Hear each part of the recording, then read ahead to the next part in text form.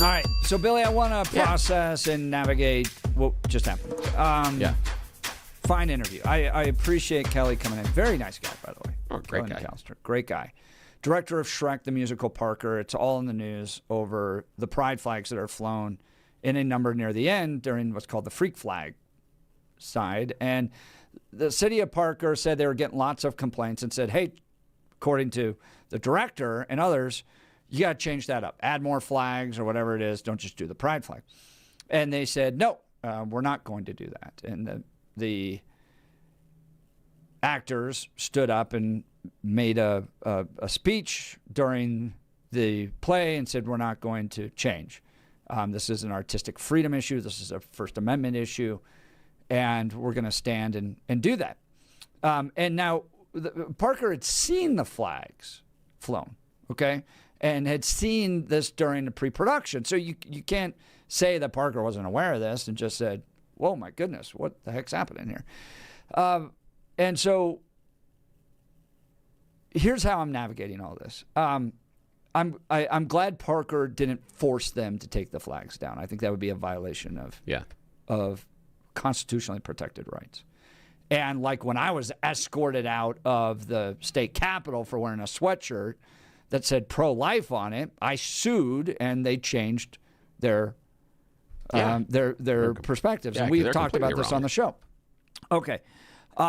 The pride flag absolutely is a political agenda. I believe that. I don't think it's just a flag that's flown to go tolerance. I think it's an agenda, a lifestyle agenda. I think it's a political agenda. And I've got now 4 U.S. Supreme Court cases to back that up in this state. That I think Kelly and you come from the old guard Democrats of kind of coexistence, all that stuff. I think today many progressives are leftists that want to force their agenda, bake the cake, you bigot. If you don't build the website we want you to, if you don't do counseling the way we want you to, we are going to bring the state down on you. And we just talked about what they're trying to do with custody battles now on transgenderism. It is absolutely an effort to force an agenda. I think they want kids to embrace LGBTQ, which I find to be a violation of biblical teaching. I would not take my kids to the program. I don't think that you have to cancel the program, but I do think that the city of Parker should provide refunds. We didn't get into this, but one of the text messengers noted this, that on their website it says, please note there are no refunds, credits, or exchange. So if you were a parent that thought they were just getting Shrek and this was going to be a fun afternoon with the kids out there, and now you're stuck with these tickets and you don't want your kids to see this stuff and you disagree with the pride flag like I do and see it as a political, almost religious agenda that's forced upon our community these days, I wouldn't take my kids to do it. I don't think that Keith's a bad guy or Kelly's a bad guy. I don't think the state needs to step in and stop the play. But I do think that if you were a parent that signed up for Shrek, got the tickets, and don't want to go anymore, you should be able to get a refund. So what's your thoughts? Yeah, but you could get an exchange. That's the idea, is they offer you an exchange, so you can get tickets to another performance, and that is not necessarily unusual. So it's not as if you are shut out. They say, please note there are no refunds, credits, or exchanges. Oh, or exchanges. I thought it said exchanges Yeah. too. Well, we'll see. I would recommend they do an exchange because you're still taking ticket prices from one show to another, and you still want them in the building. Yeah. So I would check and push on that one a little bit to see if they'd be willing to do that, because they just might be able to on that one. I question a little bit the idea that it is an overarching agenda. I mean, I think there are some pockets that have an agenda, but I think there are some people on the other side of things that are anti-trans and LGBTQ that also have an agenda. And I think you can make an argument that when states enact laws saying you can't have this form of gender reaffirming care, it is part of an agenda as well. And I'm not casting aspersions or saying good or bad agenda.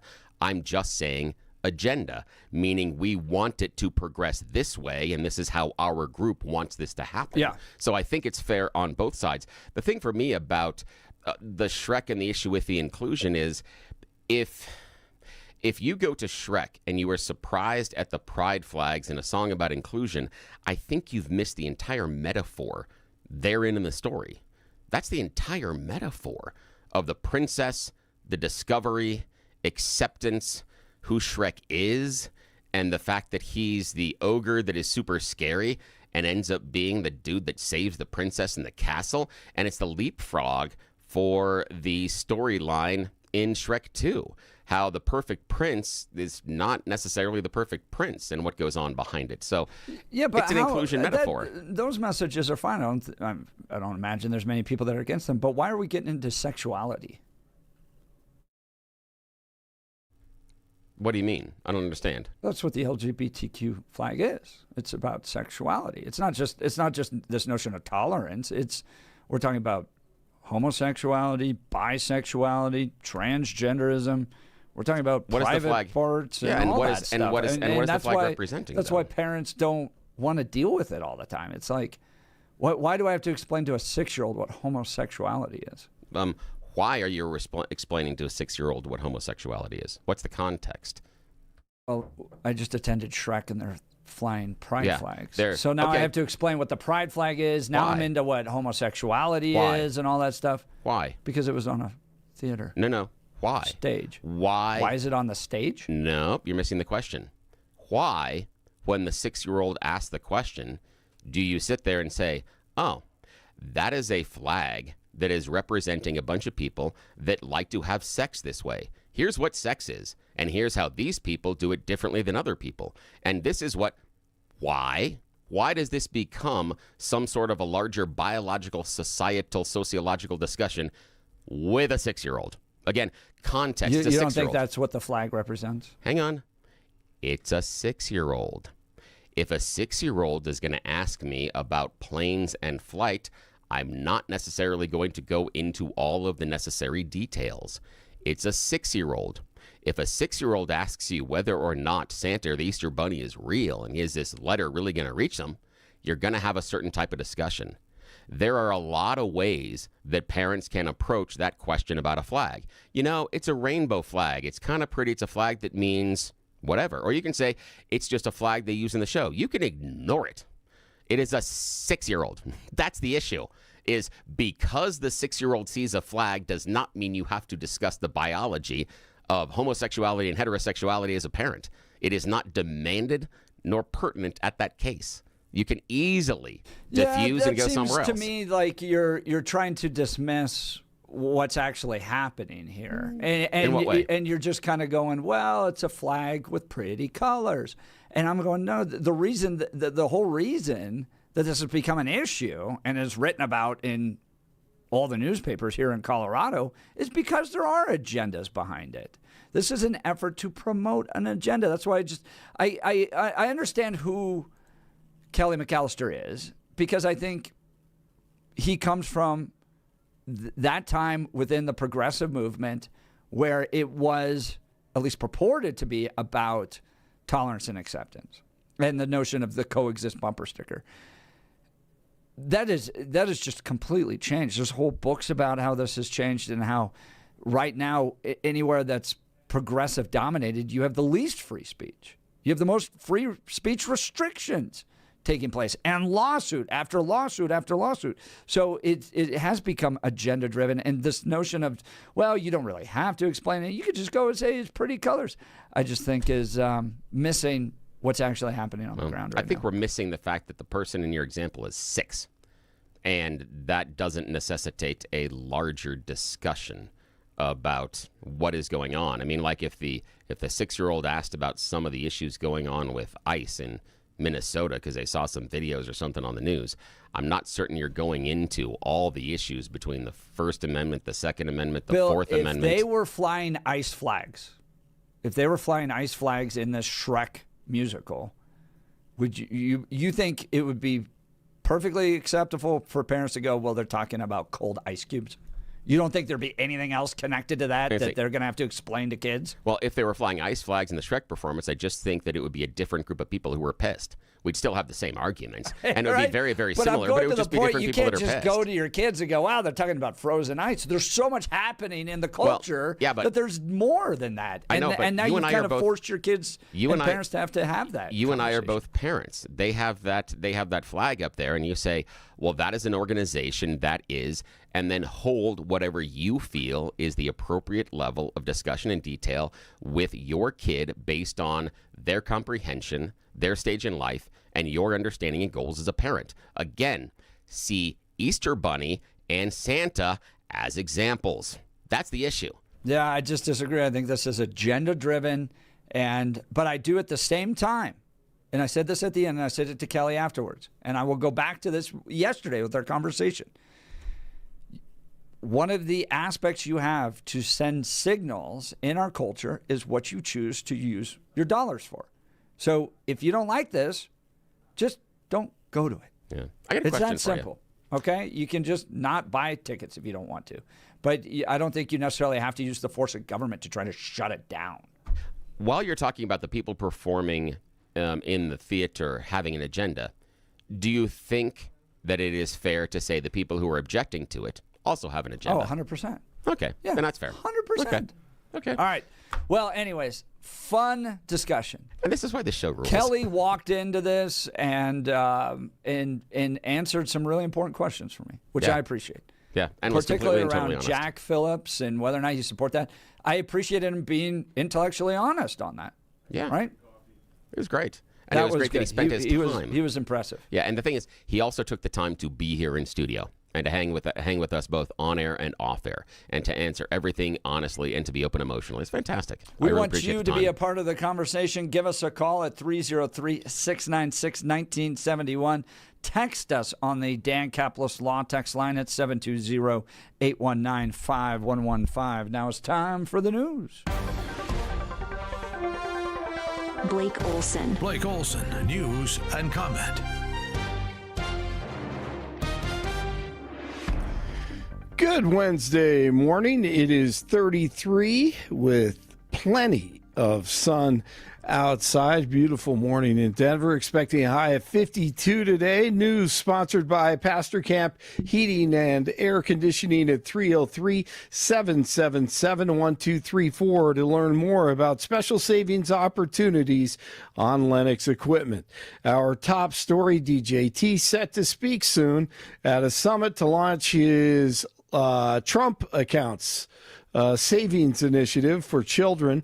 Late last year, Trump said every American child born during his second term will receive a $1,000 government deposit to help start their account. The White House says that Treasury Secretary Scott Bessent will be there. Rapper Nicki Minaj.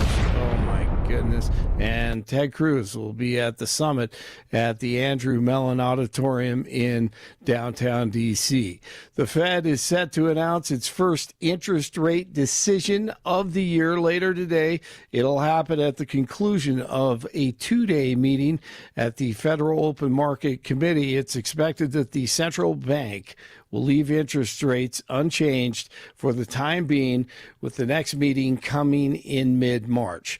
A man is in custody after spraying an unknown substance on U.S. Representative Pirate Ilhan Omar during a Minneapolis town hall on Tuesday. NBC's Morgan Chesky. President Trump, who has often publicly attacked Omar, telling ABC News overnight that he hadn't seen video of the incident, adding, she probably had herself sprayed, knowing her. Omar posting, quote, I am okay. I don't let bullies win.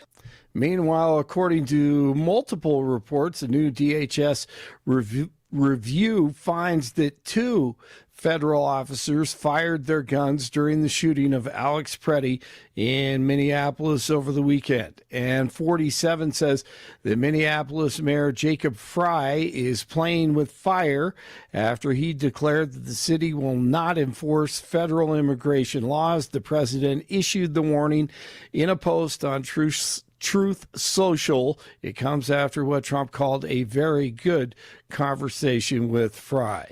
Well, I just don't think they know how to read the room. 700 people showed up last year. The governor said no. Colorado lefties trying to bring back their garbage to dump on the great people of Colorado, pushing a new version of that horrific bill that's still insane. Senate Bill 26018. And don't you even think about talking about misgendering someone. Quiet. Keep your mouth closed. If you're having a dispute with your ex and you don't accept this stuff, this slop, you could lose custody of your children. Representative Brandy Bradley on the show with Jeff and Bill this morning. And so they're back. I think it's because we're fighting them in the court. So they're trying to engage in statute so that the courts can reference it. But we're going to fight it even harder. I mean, we are a unified front, and they don't understand. You know the song and dance, the little dog and pony show they did last year. They kept putting it off and putting it off. They make sure that we can't get the people there, so it's a last minute thing. And you know, people on my side have to work because we support our children, and they'll wait till the last minute. I think again this year, I'm sure they're having meetings with the governor. I'm sure the governor does not like this bill, and so they're trying to do whatever they can do to get this bill to move forward. The Broncos have fired offensive coordinator Joe Lombardi, along with receivers coach Kerry Colbert and cornerbacks coach Addison Lynch. Lombardi served under Peyton for 15 years when he was with the Saints, and once again here with the Broncos. All right, do I have enough time? Okay, I'll do it. Candace Owens continues to bring it and ask questions. Last night she played the Zoom call Erica had with employees 12 days after Charlie was taken out. It was 15 minutes long. I can only play a portion here, so a lot of it is cringe to me. I don't know, maybe not to you. You can make up your own mind. Hi, everybody. I still love all these emoji Zoom things. Wow. I don't even know where to begin. The fact that we were able to pull off an event of a century, like, it's just insane. We had over 275,000 people that attended, and the stadium, overflow, Westgate, insane, you guys. And then you have, was it 100 million? Over you guys that heard the gospel and all about Charlie and all. Wow, the nonprofit Turning Point has made $225 million since Kirk was assassinated. You can see the whole thing on X at Candace Owens. Pistons edged the Nuggets last night, 109-107. Nikola Jokic will be reevaluated in about a week as he tries to come back from that knee injury. And the Avalanche take on the Senators tonight at 5:30. 31 in Lafayette, 30 in Arvada, 33 in Denver. You are waking up with Jeff and Bill. It is Hump Day. Blake Olson, News Talk 710 KNUS. Partly cloudy, mild. Temperatures reaching the low to mid-50s today. Cloudy tonight. Lows will be in the 20s. It'll be a touch cooler Thursday. There's a chance for a little bit of snow in the mountains tonight and tomorrow morning, but just cooler here along the Front Range with highs tomorrow 40s, 20s tomorrow night, 45 to 50 on Friday. The highs will be 50s for the weekend. Overnight lows in the 20s, and likely more of the same through Monday. The next chance of moisture will be Tuesday of next week. Meteorologist on day in the 710 KNUS Weather Center.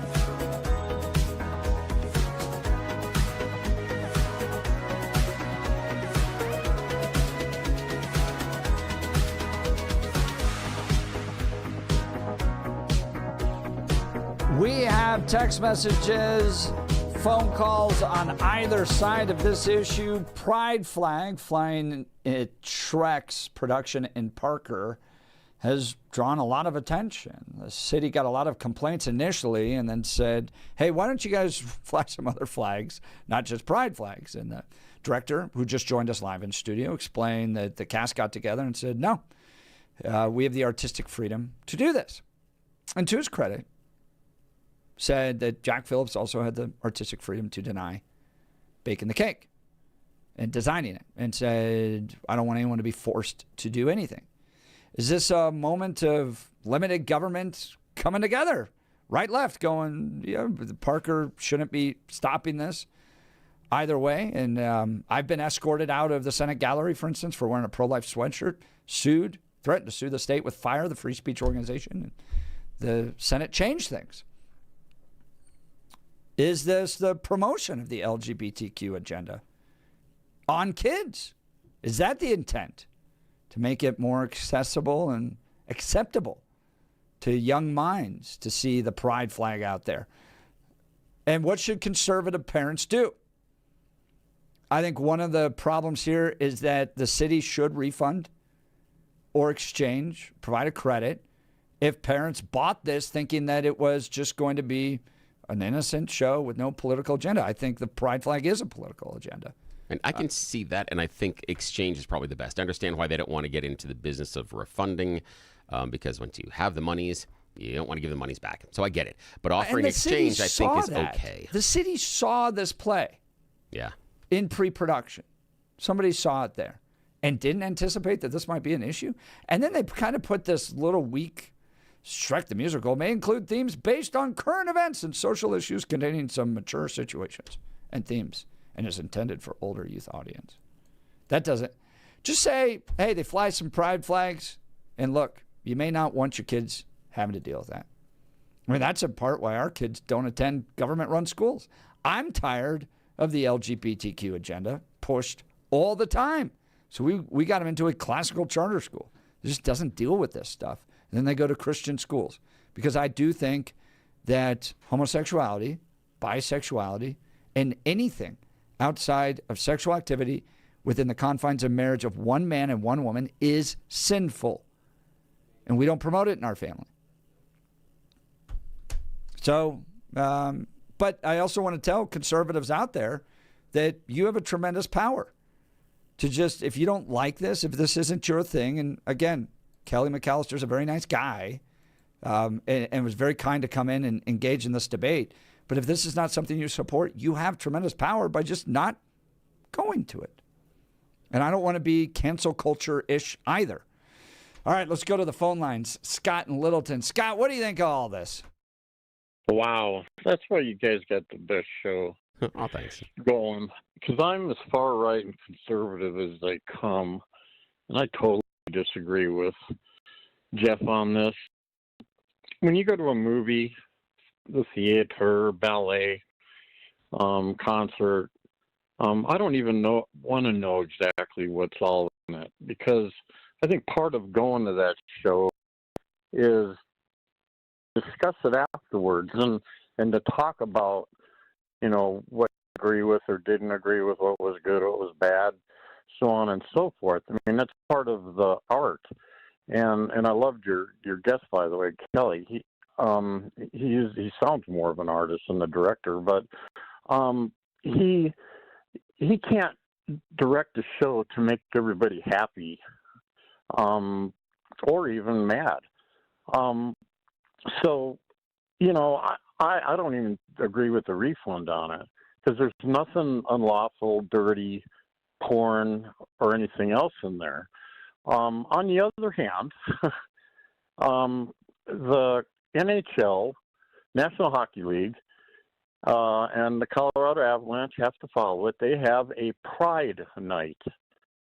So you go to the arena and everything is all in pride. You know, even the sportscasters are wearing the pride ties and so on and so forth. I dump my season tickets for that. Why? Because that's directly pushing something onto me. that I don't agree with.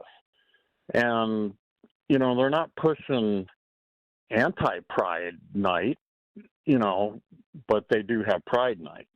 And don't so, you think there's something to that type of notification though, Scott? Like everybody kind of knows what Pride Night's going to be. I did, by the way. I one time found myself at a Pride Night totally accidentally. I happened to land. So one of my favorite little side things to do is score baseball games. I'll go to baseball games and my little ADD mind can like hyper focus if I score it. So I land in D.C. and I'm like, I'm going to go to the Nats game. And it was Pride Night. And I'm walking around like I'm in the vein of Mike Pence, okay? And I'm wandering around Pride Night and Abraham Lincoln's riding a little Pride bike with his Pride flag. I'm like, oh, yes, he's got it. Jeff found himself in like Sesame Street thing where it's like one of these things is not like the other. I'm like, oh, okay, I'll sit here and score the game anyways and just put up with it. But you're kind of, you know what you're getting into, and Christian conservative families aren't going to Pride Night. They're going to go to a different night. But this you didn't know about. That's part of the problem I have with it. Well, with the Avs, I imagine if you looked at their schedule, there's, you know, you're buying 41 games, I think, and you don't know what a theme is for each and every night. In fact, they probably don't even have a theme exactly set when you get your season tickets. And to me, that, you know, I didn't know about it, whether it's my fault or not. And that's when I dumped them, and I called everybody I could in the organization, and I know some people very high in the organization, and told them, and they're basically stuck. The Colorado Avs are stuck because, you know, it's a National Hockey League deal, but when it comes to this theater or whatever down in Parker, you can never please everybody. You know, there's always going to be that's the element of going to the theater or the ballet or the movies, a concert. It's the surprise. You know, there's highs and lows, and I can't imagine anyone being a director like this guy. I mean, I feel for this guy right now so bad, because there's no way he can direct something and make everybody happy. And just because somebody like me has, you know, something against or doesn't agree with, you know, certain lifestyles, doesn't mean I should shut him out or ask for my money back because, you know, the show didn't quite agree, you know, with, and it's a lousy flag. Come on. I mean, I like where you're going with that, Scott. I want to change the conversation focus just for a second, because I like the idea that both you and Jeff have brought up the Pride Nights at, you know, hockey, baseball, things like that. Now, there's someone behind the scenes here that's really, really important to the show, and a huge hockey fan, and was talking recently about going to some of the professional women's hockey league games that have been taking place in Colorado. And his caution when he walked out of that event was the overarching Pride message. And what I mean by that is some of the fans, and to a lesser extent the organization, has sort of taken on the idea of everybody here is gay. We all need to be gay. We all need to celebrate being gay or LGBTQ. And his perception walking out of there was, it seems like the audience is trying to demand inclusivity without wanting inclusivity. And he was struck with the idea that because the audience presentation, and these are, you know, the fans that bring signs, people that do things in the, you know, that chant and things like that in the stands, because it was so focused on the LGBTQ agenda, which I would say is unlike what we saw with the Shrek play, that was the example Kelly was bringing in here as the director, that it became so, they just said, like the number one theme. It wasn't really about being there to watch hockey. It wasn't there to be there to watch women play professional hockey. It became more of a feeling of, let's celebrate the LGBTQ community while a hockey game happens to go on the ice. Your opinion about that as far as organizations presenting it that way? Well, Bill, you're right on. I mean, in fact, I think there's a game coming into town at Ball Arena if it hasn't already been played. And I was going to go to it because I enjoy all hockey, women's, youth, etc., and college. In fact, I went and got DU tickets after this Avs thing. But I've been around hockey all my life, and my son played all the way through juniors, and I know that women hockey players, there is a lot of that lifestyle in women's hockey. But I know that, and I know that if I'm going to the game, that's probably going to be, part of people's fans' theme there. But they're some of the greatest women I've ever been around. I mean, it's just, they're thinking like you because they love the sport, and we all love hockey for certain reasons very different than basketball and football. And so we share the same mentality on so many levels that I understand that a lot of that theme going to a women's professional hockey game may have that, and so it doesn't bother me because I'm going to expect it. But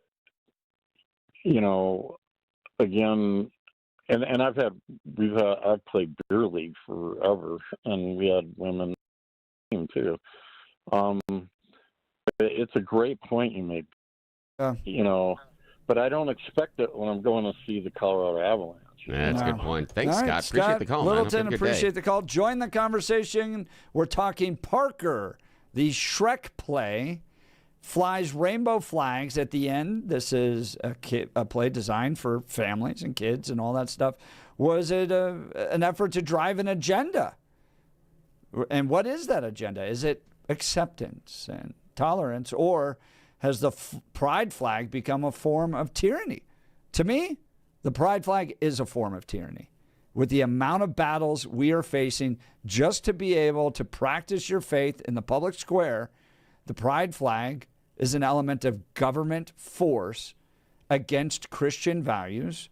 And I don't want to see it flown with kids and families. I think that's a problem. But at the same time, we have the power not to use our money to go support it if we don't like it. And I don't like the government coming in and saying what you can or cannot do with regards to speech. So join the conversation. 303-696-1971. Text us on the Dan Caplis Law text line 720-819-5115. Let's talk modern rugged leather. From city streets to mountain trails, your gear should go wherever life takes you. That's why at Modern Rugged Leather, every bag is handcrafted from premium, responsibly sourced leather, designed to look sharp, last long, and tell a story of its own. Each stitch, buckle, and strap reflects timeless craftsmanship and is backed by a lifetime warranty, because quality shouldn't quit when the adventure begins.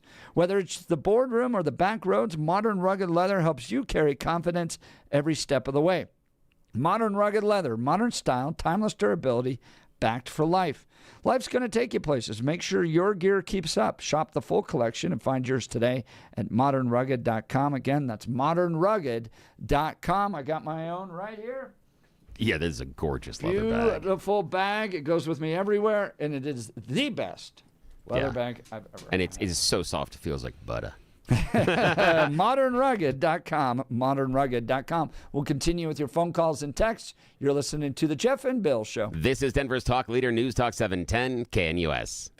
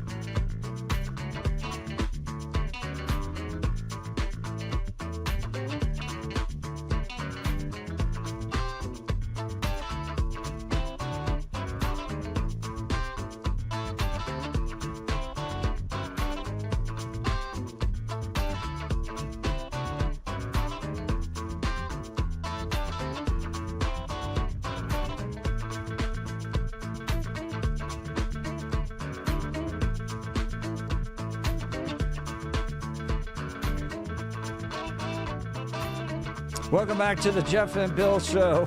Text messages are so hot on this one. Yeah, y'all keeping us busy. It's great. And just a reminder of that notion, your dollar sends a strong message if you don't like the cost of the hot dogs, Bill Thorpe. Yeah. Just don't buy one. That's why I bought the pretzels for years. I mean, again, I get it. Yeah. I firmly support making that decision based on your dollars.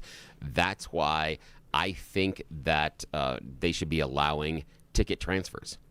I understand not wanting the refunds, but I think you absolutely should allow ticket transfers. Absolutely. Parker, pick it up. You can do that. They have plenty of money. They're okay. And more shows coming. I was thinking about our audience yesterday, too, about the hot dogs and the captive audience. And you were making the argument that a captive audience doesn't have all the free market choices. And it was just dawning on me after the show how much of a captive audience you are when you're a taxpayer.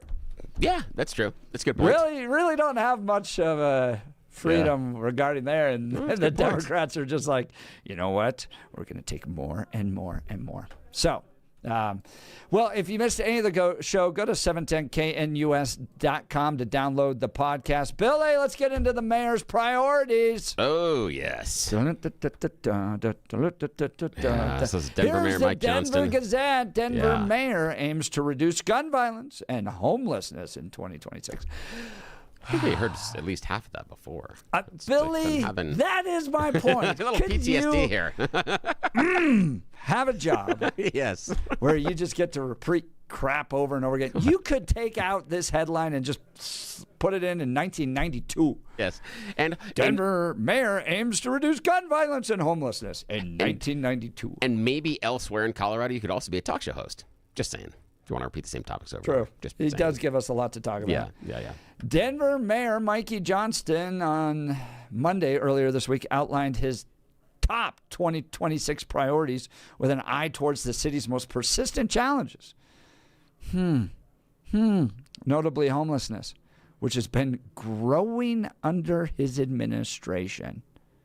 By the way, these guys have spent hundreds of millions of dollars on this stuff at this point. Yeah. Going back to Hickenlooper and his effort to end homelessness. The city's top goals, Johnston said at a news conference, include further reducing gun-related shootings and homicides, increasing housing opportunities, decreasing street homelessness, and developing a more green infrastructure. The city also intends to expand access to childcare and bolster downtown by filling more offices and retail space.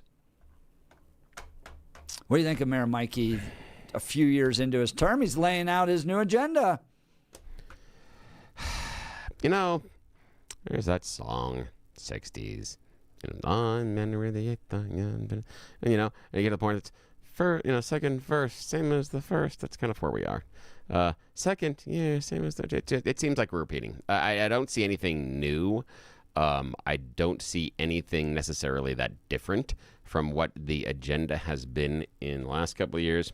And that should worry, I feel, any supporter of Mayor Mike Johnston, because you'd assume we've made some progress on some of these things. But if they continue to be issues, I mean, we had this entire, again, we can go back to John Hickenlooper and the road home and then the homelessness and then this problem and tens of millions of dollars. But how do you feel as a taxpayer with just all that money going into these problems? That's the thing. Like, on one end, you have incompetence that these guys never actually solve anything. Yeah. But then what really ticks me off is the amount of money that goes into these programs from people that are barely scraping by. Everybody's making cuts.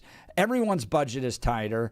And it's just the use of unlimited funds poured into a money pit that never solves anything. The part that I get most upset about is I'm missing some of the stuff that I want to see from the mayor and even the state legislators about what I would call nuts and bolts issues. Things like roads, bridges, basic construction.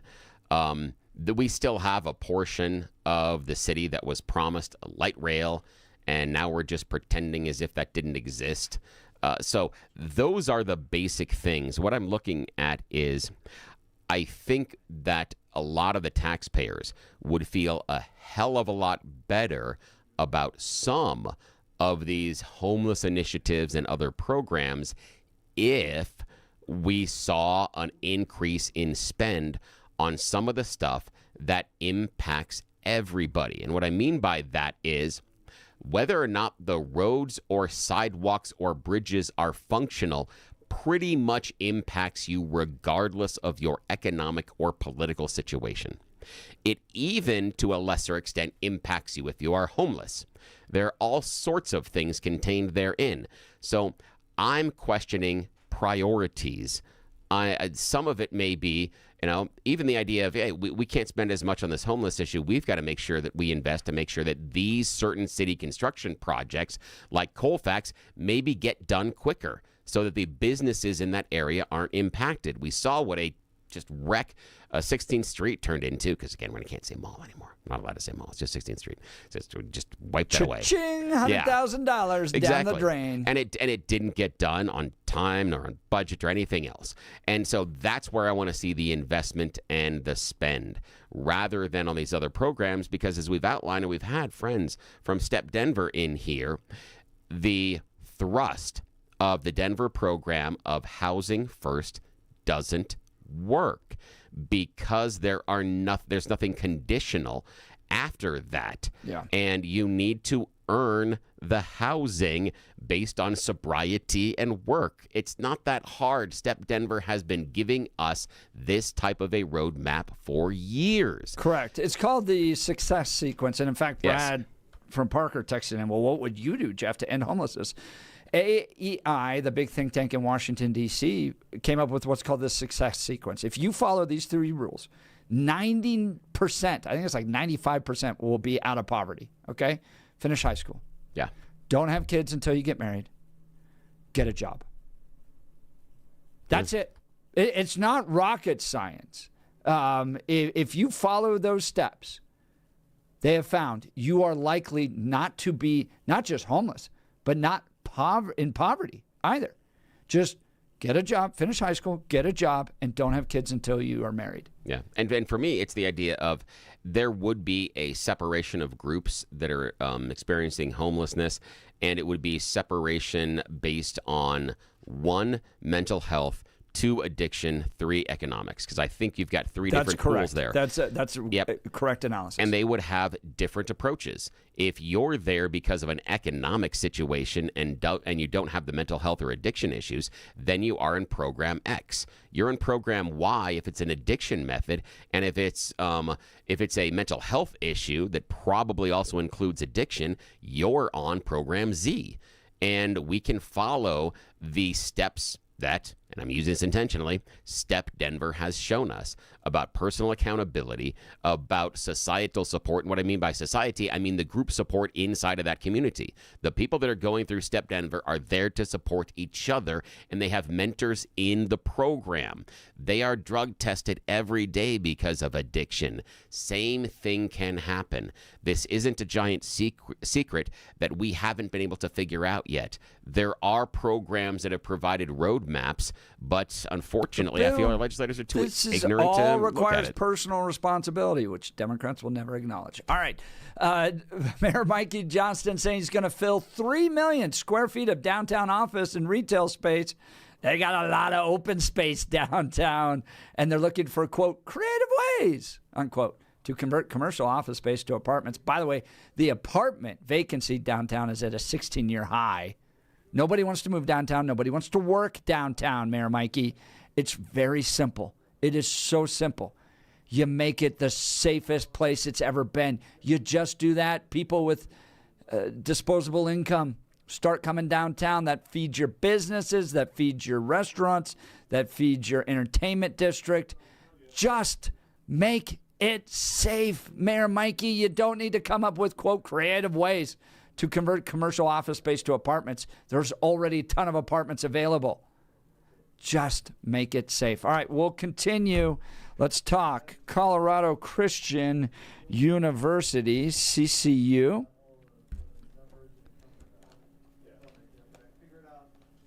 pull it up here. Goodness gracious. Faith, family, and freedom. These values define the American tradition and are increasingly under attack. The Centennial Institute at Colorado Christian University is dedicated to remaining a committed voice for Christian conservative principles.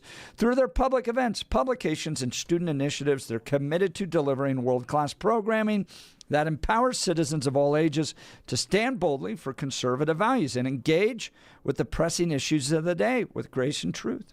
The need to promote principled conservatism and train the next generation of conservative leaders to speak with moral clarity and conviction is more urgent than ever. Join the Centennial Institute at Colorado Christian University in their work to recommit the culture to faith, family, and freedom, as well as the future.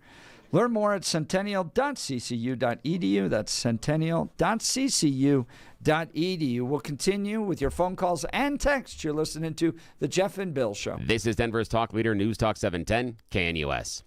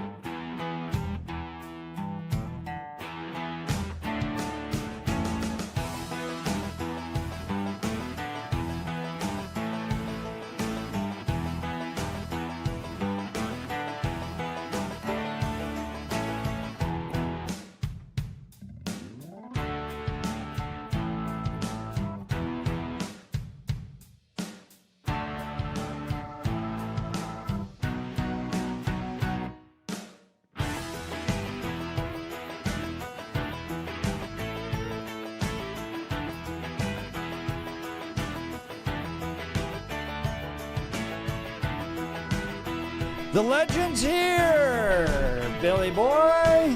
I know, it's so good to see Pete. This is awesome. Thanks, fellas. Pete's live so in cool. studio with us, getting ready for the weekend show on 710 KNUS, and look, 9 a.m. to 1. And he's rocking the Symphonies t-shirt for guest. Yeah, Rockies. Yeah. That's me, all Darren right. gave us We've that. enjoyed I listened to them. you talk yesterday about classical music. Yeah.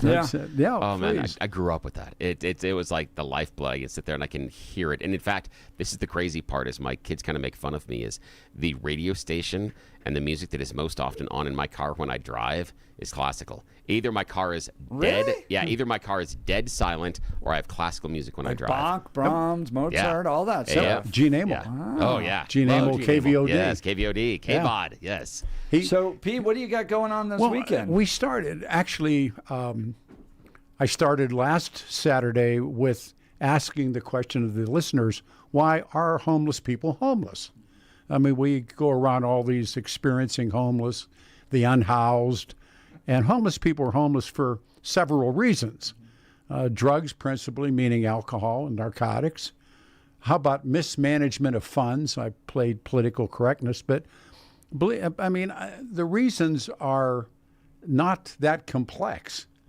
And if you look at homeless people, you come away with, again, how many there are and how many in Denver, what the increase has been since Hickenlooper's Road Home, and now the insanity we're witnessing now. But how do you end homelessness? And there doesn't seem to be anybody with a plan. You were mentioning STEP, and I was with Bob for years. I watched miracles happen, and I watched people change their lives. And so what did they do to do that? No, they got sober, and they went to work. I mean, Personal responsibility. Yeah, absolutely. And so go ahead. I'm sorry, Billy. Oh, I'm just saying, close music behind us. We got 60. Oh, okay. Well, anyhow, Saturday morning at 9 o'clock, and we have a number of other things we're going to do as well. But if you feel compelled to do your part battling homelessness, I don't think it's giving anybody any money. That's exactly right. Well, join the conversation with Pete this Saturday from 9 a.m. to 1 p.m., 710 KNUS. And if you missed any aspect of our show, boy, oh boy, was this an interesting one. Everything from the PRCA leaving Colorado Springs into Cheyenne, to Brandy Bradley on the newest laws being introduced at the state capitol, Kelly McAllister, the director of Shrek, the musical in Parker that's generated all the controversy, joined us. There's no other show like ours anywhere right now in Colorado. You got to tune in each and every morning. You've been listening to The Jeff and Bill Show. Stealing a line from Pete, who's tougher than Jeff and Bill?